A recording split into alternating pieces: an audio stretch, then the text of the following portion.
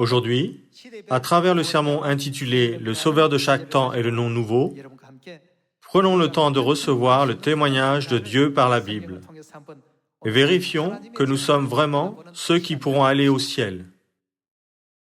Certains de ceux qui ont reçu la vérité récemment se méprennent et disent « Cette Église n'invoque pas le nom de Jésus, mais le nom de Christ An-san-hong et de la Mère Céleste. » C'est peut-être une Église bizarre. Notre Église de Dieu aime Jésus de tout son cœur et elle croit à tous ses enseignements. Mais alors, pourquoi invoquons-nous le nom du Christ An-san-hong et moins le nom de Jésus? En fait, il y a la profonde volonté de Jésus lorsque nous faisons ainsi. La raison pour laquelle nous invoquons le nom du Christ An-san-hong, c'est parce que Jésus nous a enseigné à ce propos. De plus, selon les enseignements de Jésus, nous avons aussi notre Mère Céleste, la Nouvelle Jérusalem, n'est-ce pas? Par la Bible, trouvons pourquoi Dieu a dit qu'il doit y avoir le nom du Christ An-san-hong et pourquoi la Mère Céleste, la Nouvelle Jérusalem, doit être glorifiée à cette époque. Regardons dans Ecclésiaste chapitre 3, verset 1. Il y a un temps pour tout. Et quoi d'autre? Un temps pour toutes choses sous les cieux. Pour toutes choses, il y a un temps. Si nous ne comprenons pas la notion du temps, nous ne pourrons pas avoir la bonne foi qui est nécessaire pour être sauvés au temps du Père, au temps du Fils et au temps du Saint-Esprit. Il y a un temps pour tout et une saison pour chaque objectif sous les cieux. Temps et saison. Rappelons-nous bien de ces deux mots aujourd'hui. Regardons le verset 2. Un temps pour naître, un temps pour mourir, un temps pour planter et un temps pour arracher ce qui a été planté, un temps pour tuer et un temps pour guérir, un temps pour abattre et un temps pour bâtir, un temps pour pleurer et un temps pour rire, un temps pour se lamenter et un temps pour danser, un temps pour lancer des pierres et un temps pour ramasser des pierres, un temps pour embrasser et un temps pour s'éloigner des embrassements, un temps pour chercher et un temps pour perdre, un temps pour garder et un temps pour jeter, un temps pour déchirer et un temps pour coudre, un temps pour se taire et un temps pour parler, un temps pour aimer et un temps pour haïr, un temps pour la guerre et un temps pour la paix. Quel avantage celui qui travaille retire-t-il de sa peine? J'ai vu à quelle occupation Dieu soumet les fils de l'homme.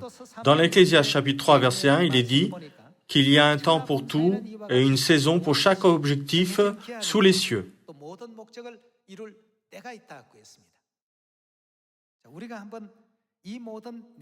Tout en nous rappelant de ces paroles, réfléchissons à quelque chose. Aujourd'hui, la plupart des églises prient au nom de Jésus, mais que faisaient les gens avant la naissance de Jésus? En quel nom priaient-ils?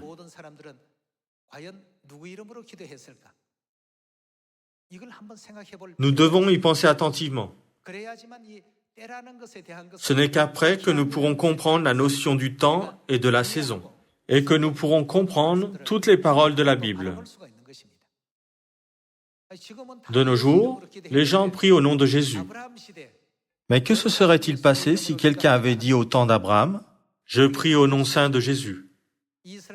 Les Israélites auraient dit « Il est un peu bizarre. Quel Dieu prie-t-il » De nos jours, toutes les églises prennent pour acquis de prier au nom de Jésus. Cependant, à l'époque de Moïse, 1500 ans avant la naissance de Jésus, pensez-vous que les gens priaient au nom saint de Jésus? Ils ne le faisaient pas. Pour la prière, il y a un temps pour prier un certain nom. Et il y a un objectif pour lequel nous prions en ce nom. Nous ne prions pas n'importe quel nom que nous voulons. Rien de ce qui est fait par notre Église n'est fait sans raison.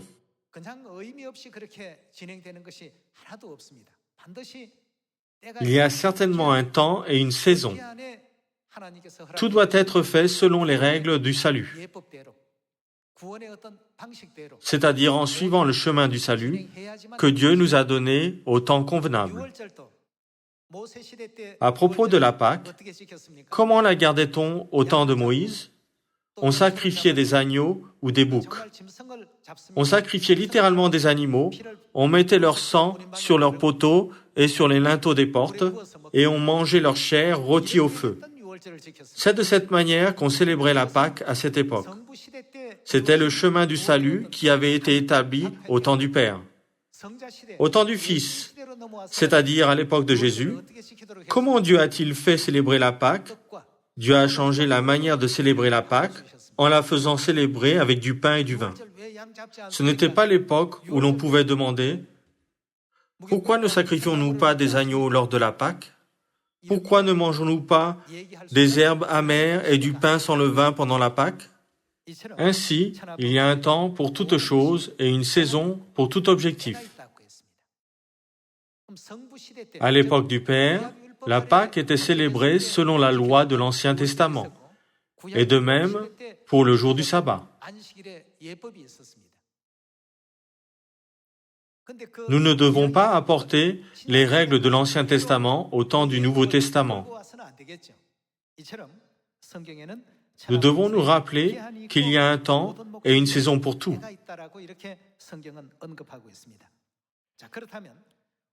Alors pourquoi prions-nous au nom du Christ An Sanong de nos jours? Et pourquoi louons-nous son nom ainsi que le nom de la Jérusalem? Nous pouvons recevoir le salut que Dieu a promis lorsque nous comprenons clairement ces choses par la Bible, n'est-ce pas? Regardons Matthieu chapitre 28, verset 18.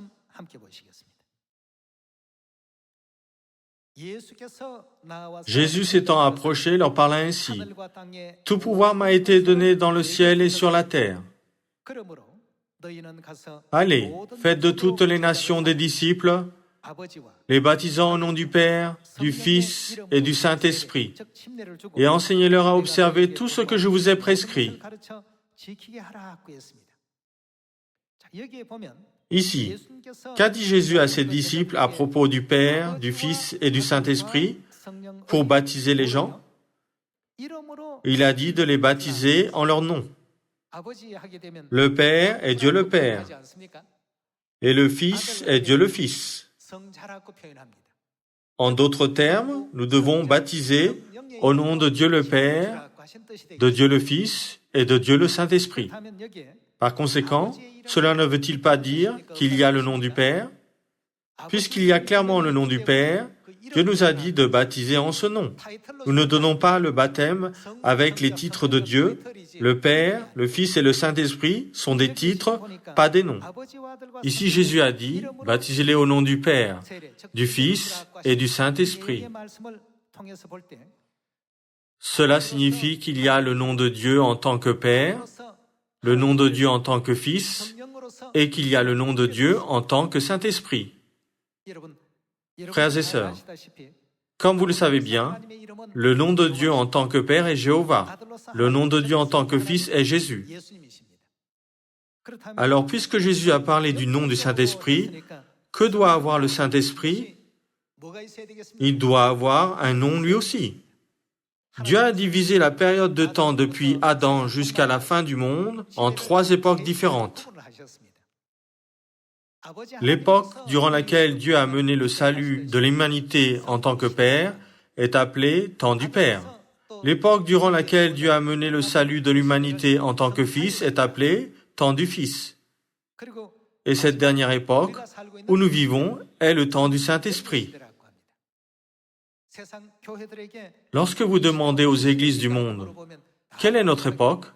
Elles répondent toutes, c'est le temps du Saint-Esprit. Elles disent que cette époque est le temps du Saint-Esprit, mais elles invoquent le nom du Sauveur du temps du Fils. La Bible dit qu'il y a un temps pour tout et une saison pour tout objectif sous les cieux. Ainsi, Dieu en tant que Père a son nom, Dieu en tant que Fils a son nom, et Dieu en tant que Saint-Esprit a son nom. Nous disons que le Père, le Fils et le Saint-Esprit sont un Dieu. Nous avons étudié sur la Trinité et nous l'avons bien comprise, n'est-ce pas? Jéhovah, Jésus et le Saint-Esprit ne sont pas trois entités distinctes, mais sont une seule et même entité. Un seul Dieu joue trois rôles différents. C'est comme le changement d'état de l'eau. Lorsque l'eau est à l'état liquide, nous l'appelons eau.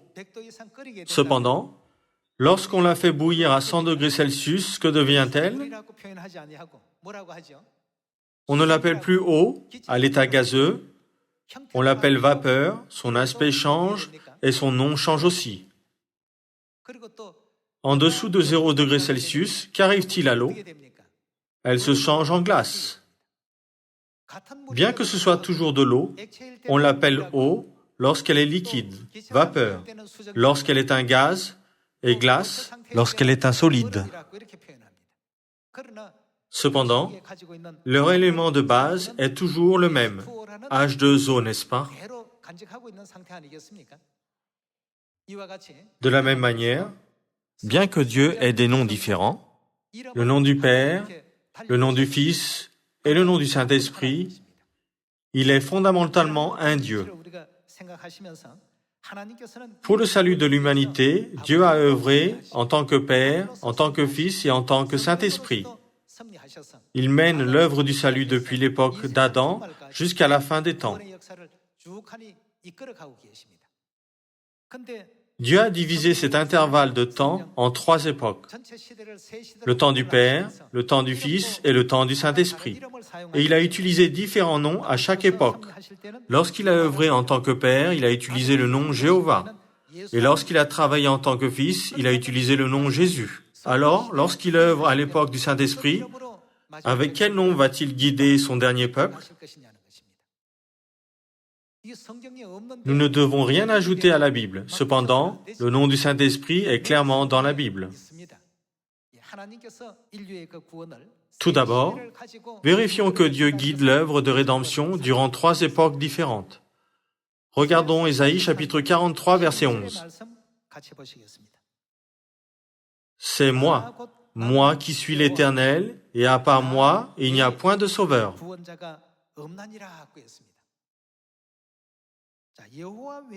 La Bible dit clairement qu'il n'y a pas de sauveur à part Jéhovah. Peut-on interpréter différemment cet enseignement? Dieu a clairement dit qu'il n'y a pas de sauveur à part Jéhovah. Mais alors pourquoi les gens cherchent-ils Jésus de nos jours? Ils devraient chercher Jéhovah, n'est-ce pas? D'après ce verset, ils devraient dire « Ô Seigneur Jéhovah, sauve-nous ». Nous prions au nom saint du Seigneur Jéhovah. Cependant, les gens disent « Je prie au nom de Jésus, Jésus sauve-nous ».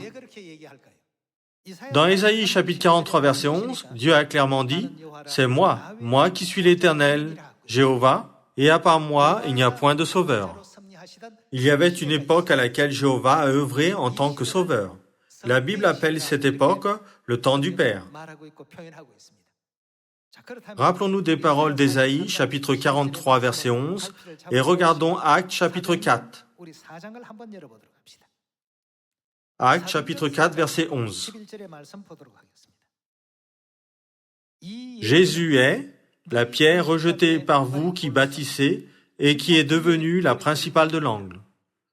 Il n'y a de salut en aucun autre, car il n'y a sous le ciel aucun autre nom qui a été donné parmi les hommes par lequel nous devions être sauvés. Ésaïe chapitre 43, verset 11 et Actes chapitre 4, verset 11 appartiennent tous les deux à la même Bible. Cependant, ces versets nous donnent deux enseignements différents. Dans Ésaïe chapitre 43, Dieu a dit « Il n'y a pas de sauveur à part Jéhovah ». Cependant, dans Actes chapitre 4, il est dit « Il n'y a pas d'autre nom que Jésus par lequel les hommes puissent être sauvés ». Lorsque des non-croyants lisent ces versets, ils pensent peut-être que la Bible contient beaucoup de contradictions. Dans le livre d'Ésaïe, il est dit que Jéhovah est le Sauveur, et dans le livre d'Actes, il est dit que Jésus est le Sauveur. Comment devons-nous comprendre cela? La Bible est la parole de Dieu écrite dans un seul livre. Ici, nous devons comprendre qu'il y avait le temps du Père durant lequel les gens demandaient le salut à Dieu Jéhovah. Puis il y a eu le temps du Fils durant lequel Jésus a guidé l'humanité en tant que Sauveur. Pour cette raison, que dit la Bible à propos de toutes choses? Il y a un temps pour toutes choses et une saison pour tout objectif. Il y avait un temps où les gens étaient sauvés en invoquant le nom de Jéhovah. Et il y avait un temps où les gens étaient sauvés en invoquant le nom de Jésus. Au temps du Père, tout le monde devait invoquer le nom de Jéhovah pour recevoir le salut.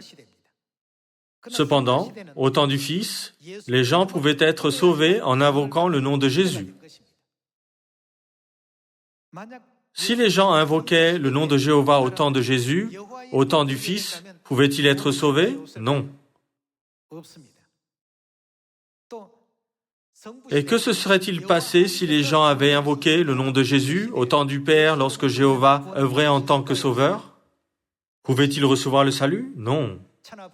C'est parce qu'il y a un temps pour tout. Si on lit la Bible sans comprendre les limites de temps, tout ce qui est dans la Bible semblera contradictoire. Le prophète Ésaïe a dit « Jéhovah est le Sauveur ». Mais dans le livre d'Actes, il est dit « Jésus est le Sauveur ». Alors, quel Sauveur devons-nous croire pour aller au ciel? Ici, nous devons comprendre qu'il y a un temps du Père, un temps du Fils et un temps du Saint-Esprit. L'époque avant la venue de Jésus est le temps du Père. Et l'époque après la venue de Jésus est le temps du Fils.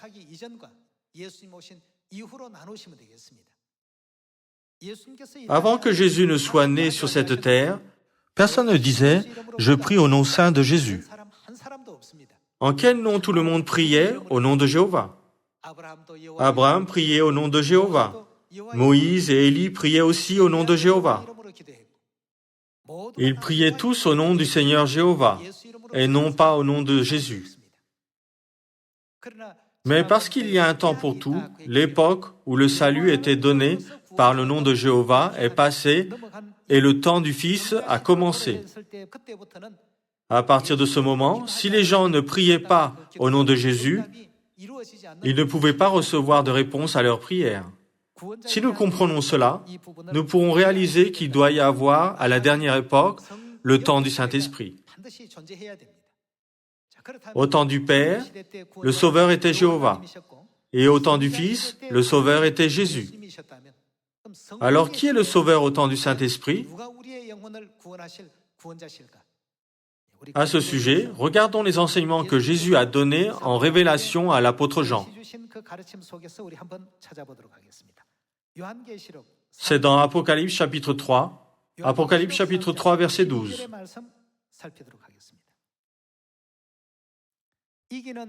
Celui qui vaincra, je ferai de lui une colonne dans le temple de mon Dieu, et il n'en sortira plus.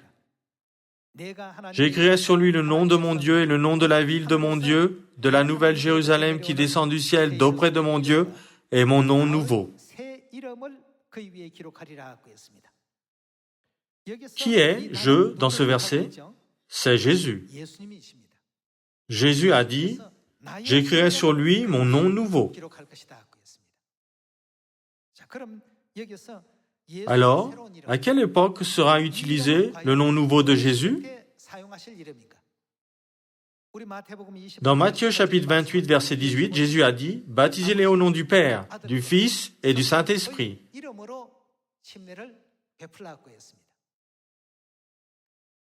Le nom du Père est Jéhovah. Le nom du Fils est Jésus-Christ.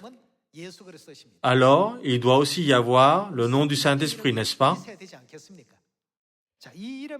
À propos de ce nom, Jésus a dit « J'ai mon nom nouveau par la révélation de l'apôtre Jean ».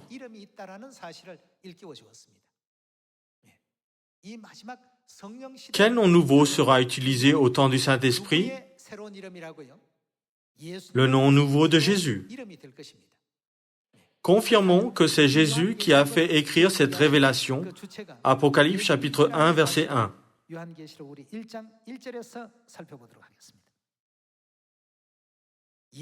Révélation de Jésus-Christ que Dieu lui a donnée pour montrer à ses serviteurs les choses qui doivent arriver bientôt et qu'il a fait connaître par l'envoi de son ange à son serviteur Jean. De qui est cette révélation? Ici, il est dit que Jésus a donné une révélation à l'apôtre Jean. Ainsi, nous pouvons facilement comprendre que le mot « mon » dans « mon nom nouveau » dans Apocalypse chapitre 3 verset 12 désigne Jésus. Le nom nouveau de Jésus peut-il être Jésus? Le nom nouveau de Jésus ne pourrait jamais être Jésus. Le nom du Père est Jéhovah et le nom du Fils est Jésus. Au temps du Saint-Esprit, qui est la dernière époque, Dieu va travailler avec un certain nom. Alors quel est ce nom? Dans Apocalypse chapitre 3, Dieu nous fait savoir que c'est un nom nouveau. Dans Apocalypse chapitre 2, verset 17, il est écrit que celui qui a des oreilles entende ce que l'Esprit dit aux églises. À celui qui vaincra, je donnerai de la manne cachée et je lui donnerai un caillou blanc. Et sur ce caillou est écrit, qu'est-ce qui est écrit? Un nom nouveau, que personne ne connaît si ce n'est celui qui le reçoit. Que représente le caillou dans ce verset? Regardons rapidement ce que ça représente. 1 Pierre, chapitre 2, verset 4. Approchez-vous de lui, pierre vivante, rejetée par les hommes, mais choisie et précieuse devant Dieu. Qui est appelé pierre vivante? Jésus est appelé Pierre. Il est appelé pierre ou caillou. Et vous-même, comme des pierres vivantes, édifiez-vous pour former une maison spirituelle, un saint sacerdoce, afin d'offrir des victimes spirituelles agréables à Dieu par Jésus-Christ. Car il est dit dans l'Écriture, « Voici, je mets en Sion une pierre angulaire, choisie, précieuse, et celui qui croit en elle ne sera point confus. » L'honneur est donc pour vous qui croyez, mais pour les incrédules, la pierre qu'ont rejetée ceux qui bâtissaient est devenue la principale de l'angle et une pierre d'achoppement à un rocher de scandale. Ici, selon 1 Pierre chapitre 2, que représente la pierre principale de l'angle, la pierre angulaire, la pierre rejetée et la pierre vivante? C'est Jésus. Sur cette pierre, c'est-à-dire sur Jésus, qu'est-il écrit? Jésus a dit, « J'écrirai dessus mon nom nouveau ». Le nom nouveau de Jésus est le nom qui sera utilisé à l'époque du Saint-Esprit. De nos jours, beaucoup de gens n'ont pas une bonne compréhension du Christ. Alors ils se méprennent et pensent, « L'Église de Dieu ne croit pas en Jésus ». En fait, c'est parce que nous croyons fermement en Jésus que nous croyons aussi au nom nouveau de Jésus, n'est-ce pas? Les gens appellent cette époque le temps du Saint-Esprit. Mais ils ne comprennent pas le nom du Sauveur au temps du Saint-Esprit et ne prient pas au nom nouveau. Ce genre de foi ne correspond pas à l'époque à laquelle nous vivons. Que se serait-il passé si les gens qui croyaient en Dieu au temps du Nouveau Testament avaient célébré la Pâque en faisant couler le sang des agneaux et des boucs, tout comme le faisaient ceux qui suivaient la loi de Moïse dans l'Ancien Testament? Ce genre de Pâque aurait-elle plu à Jésus? Il y a un temps pour les règles de chaque sacrifice. Il y a une limite de temps. C'est pareil avec le nom du Sauveur. Dieu a divisé le temps en fonction du nom du Sauveur. Nous avons étudié sur le nom du Sauveur de chaque temps. Maintenant, regardons de qui nous devons être témoins durant chaque époque. La Bible nous donne aussi la réponse exacte à cette question. Regardons Ésaïe chapitre 43, verset 10. « Vous êtes mes témoins, dit l'Éternel. De qui devaient-ils être les témoins? Ils devaient être les témoins de Jéhovah. De nos jours, il y a des gens qui se font appeler les témoins de Jéhovah ne distinguant pas quelle est l'époque actuelle. Le temps pour être les témoins de Jéhovah s'est terminé lorsque le temps du Père s'est terminé. Dieu a déjà fini l'œuvre du salut en tant que Jéhovah. Vous êtes mes témoins, dit l'Éternel, vous et mon serviteur que j'ai choisi.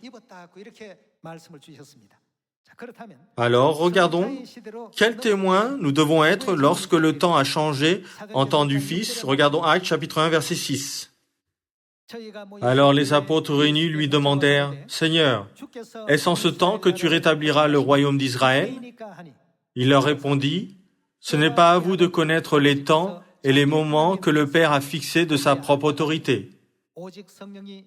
Mais vous recevrez une puissance, le Saint-Esprit survenant sur vous, et vous serez mes témoins à Jérusalem, dans toute la Judée, dans la Samarie et jusqu'aux extrémités de la terre. » Ici, de qui mes témoins sont-ils les témoins? Jésus a dit que nous devrions être ses témoins, les témoins de Jésus. Le livre d'Ésaïe dit que nous devrions être les témoins de Jéhovah, et le livre d'Actes dit que nous devrions être les témoins de Jésus. Qu'est-ce que cela nous montre? Cela nous montre qu'en ce qui concerne le salut, il y a une limite de temps pour chaque époque, n'est-ce pas? Il y a une époque où l'on était sauvé par le nom de Jéhovah, et l'on devait être les témoins de Jéhovah. Et il y a une époque où l'on était sauvé par le nom de Jésus, et l'on devait être les témoins de Jésus. Alors de qui devons-nous être les témoins à l'époque du Saint-Esprit?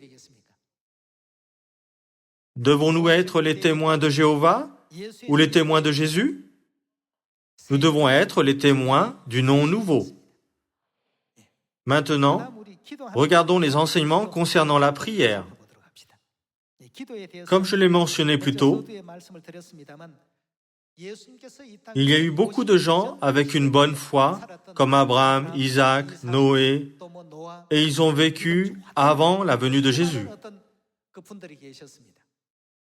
Élie, Élisée, Ésaïe et Jérémie étaient pareils. Beaucoup de grands prophètes et de gens se sont dédiés à l'œuvre de Dieu en sacrifiant leur vie.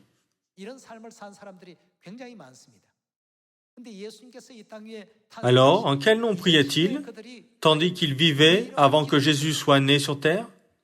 C'est quelque chose qui peut être intéressant, n'est-ce pas?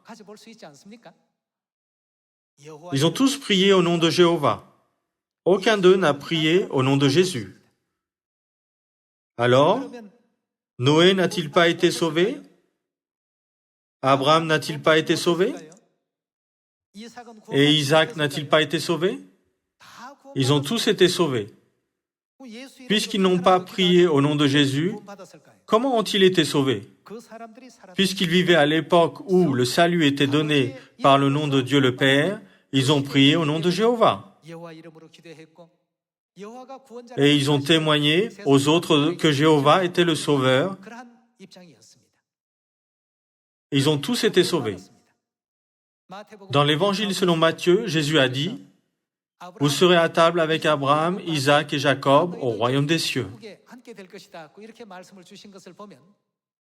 Cela signifie qu'Abraham, Jacob et Isaac sont où? Ils sont tous au ciel. Ils n'ont jamais prié au nom de Jésus, mais ils sont allés au ciel. N'est-ce pas étrange? Comment ont-ils pu aller au ciel? Puisqu'ils ont vécu à l'époque où le salut était donné seulement par le nom de Jéhovah et où les prières devaient être offertes au nom de Jéhovah, Dieu leur a accordé le salut selon leur époque, n'est-ce pas? Regardons Psaume chapitre 116 et confirmons qu'à l'époque de l'Ancien Testament, le temps du Père, les gens priaient au nom de Jéhovah. Psaume chapitre 116, verset 1. J'aime l'Éternel, car il entend ma voix, mes supplications, car il a penché son oreille vers moi, et je l'invoquerai toute ma vie. Les liens de la mort m'avaient environné, et les angoisses du séjour des morts m'avaient saisi. J'étais en proie à la détresse et à la douleur, mais j'invoquais quel nom? Mais j'invoquais le nom de l'Éternel. Ô Éternel, sauve mon âme. Puisque c'était l'époque de Jéhovah, tous ceux qui priaient au nom de Jéhovah et qui croyaient au salut de Jéhovah pouvaient aller au ciel, n'est-ce pas? Alors, quand a-t-on commencé à prier au nom de Jésus? Regardons Jean, chapitre 16, verset 22. Vous donc aussi, vous êtes maintenant dans la tristesse, mais je vous reverrai et votre cœur se réjouira et nul ne vous ravira votre joie. En ce jour-là, vous ne m'interrogerez plus sur rien. En vérité, je vous le dis, Ce que vous demanderez au Père, il vous le donnera en mon nom. Jusqu'à présent, vous n'avez rien demandé en mon nom.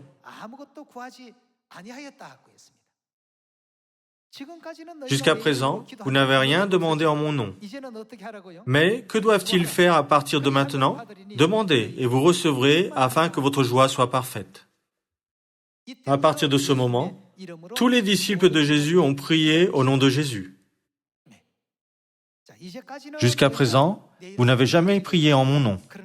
Mais à présent, priez en mon nom.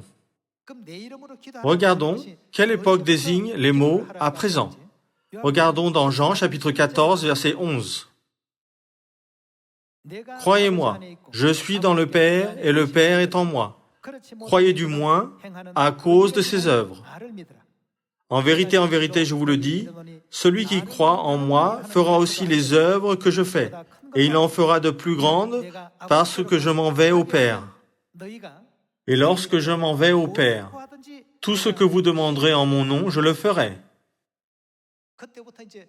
À partir de ce moment, ils ont commencé à prier au nom de Jésus. En quel nom priait-on avant? Au nom de Jéhovah. Qu'est-ce que cela nous montre? Cela nous montre qu'il y a une limite de temps. Il y a un temps pour toute chose et une saison pour chaque objectif sous les cieux. De nos jours, beaucoup d'églises disent « Si quelqu'un n'invoque pas le nom de Jésus, il ne pourra pas être sauvé. » En fait, cela s'appliquait au temps du Fils. Depuis que les branches du figuier sont devenues tendres et que les feuilles ont poussé, le temps du Saint-Esprit a débuté, n'est-ce pas? En 1948, lorsque le figuier, l'Israël, a gagné son indépendance, Dieu a ouvert le temps du Saint-Esprit. À présent, cette époque est celle où nous pouvons être sauvés par le nom du Saint-Esprit. Nous devons prier au nom du Saint-Esprit. Et pour notre salut, nous devons croire en Dieu le Saint-Esprit. Enfin, confirmons maintenant quel nom nous devons invoquer pour être sauvés. Trouvons la réponse dans la Bible. Trouvons quel nom nous devons invoquer pour être sauvés à chaque époque dans Joël chapitre 2. Joël chapitre 2, verset 32. Alors, quiconque invoquera le nom de l'Éternel sera comment? Sera sauvé. L'époque où l'on pouvait être sauvé en invoquant le nom de Jéhovah est le temps du Père. De nos jours, dans la plupart des églises, les gens invoquent-ils le nom de Jéhovah? Non. Regardons quel nom nous devions invoquer pour être sauvés lorsque le temps de Dieu Jéhovah a changé en temps du Fils. Regardons Romains chapitre 10. Romains chapitre 10, verset 9. Si tu confesses de ta bouche le Seigneur Jésus, et si tu crois dans ton cœur que Dieu l'a ressuscité des morts, alors que se passera-t-il? Alors tu seras sauvé. Dans le livre de Romains, il est écrit que nous pouvons être sauvés lorsque nous croyons en Jésus. Au temps du Père, ceux qui ont invoqué le nom de Jéhovah étaient sauvés. Et au temps du Fils, ceux qui invoquaient le nom de Jésus étaient sauvés. Alors, au temps du Saint-Esprit, quel nom devons-nous appeler pour être sauvés? Le nom nouveau de Jésus. Tous ceux qui invoquent le nom nouveau de Jésus seront sauvés au temps du Saint-Esprit.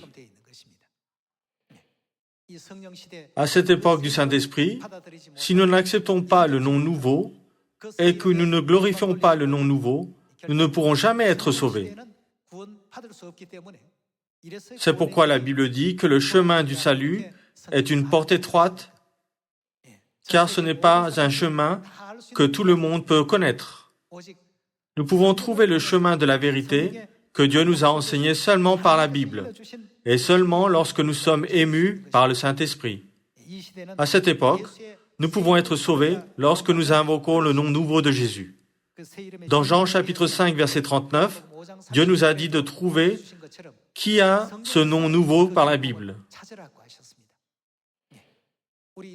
Dans Ésaïe chapitre 25, il est écrit « Certainement, celui qui engloutit la mort pour toujours avec le vin vieux est notre Dieu. C'est en lui que nous avons confiance et c'est lui qui nous sauve. » Nous devons trouver qui a accompli cela. Si les gens demandent « Pourquoi l'Église de Dieu ne croit-elle pas en Jésus ?» Dites-leur « Nous respectons Jésus et nous croyons en lui avec la plus grande ferveur. » Mais, avant que Dieu utilise le nom de Jésus, Jéhovah était le nom de Dieu. Et à notre époque, Dieu n'utilise plus le nom Jésus, mais son nom nouveau, c'est tout. Nous avons le plus grand respect pour Jésus. Le Christ An San Hong et Jésus ne sont pas différents l'un de l'autre. Ils sont un seul. Le Christ An San Hong et Dieu Jéhovah ne sont pas différents l'un de l'autre. Ils sont tous le même. Un Dieu a joué 3 rôles différents. Un Dieu a joué 3 rôles différents. C'est la définition la plus importante de la Trinité. Dans la Bible, nous voyons l'œuvre que Jéhovah a faite au temps de l'Ancien Testament et aussi l'œuvre que Jésus a faite au temps du Fils. Et maintenant, nous sommes guidés directement par Dieu qui est venu sur cette terre au temps du Saint-Esprit. Il enseigne à présent ses enfants. J'espère que vous avez reçu beaucoup de grâce par le sermon d'aujourd'hui, le Sauveur de chaque temps et le nom nouveau. Je souhaite que tous les membres de la famille de Sion comprennent clairement la volonté de Dieu. Merci beaucoup.